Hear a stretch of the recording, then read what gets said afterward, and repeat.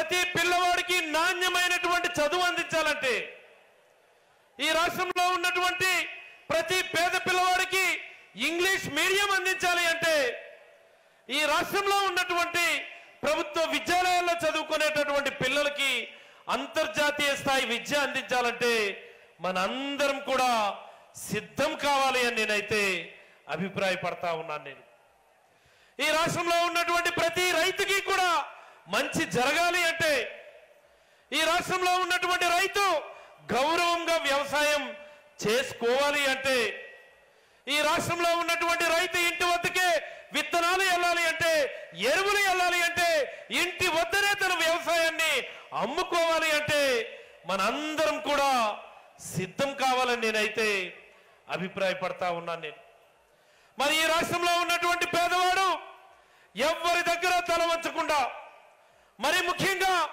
ఆ జన్మభూమి కమిటీల దగ్గర తల దించుకునేటటువంటి అవసరం లేకుండా, ఎవరి దగ్గర చేయి చాచుకొని చేయి కట్టుకొని నిలబడే అవసరం లేకుండా నేరుగా వాళ్ళ ఇంటికే ఒక సంక్షేమ పథకం వెళ్ళాలి అంటే మనందరం కూడా సిద్ధం కావాలా? మరి ఈ రాష్ట్రంలో ఉన్నటువంటి లక్షలాది కోట్లాది మంది మహిళలకి మంచి జరగాలి అంటే, ఈ రాష్ట్రంలో ఉన్నటువంటి కోట్లాది మహిళలకి ఆర్థిక స్వావలంబన సిద్ధించాలి అంటే మనందరం కూడా సిద్ధం కావాలా? దానికోసమే ఈరోజు ఈ సభ.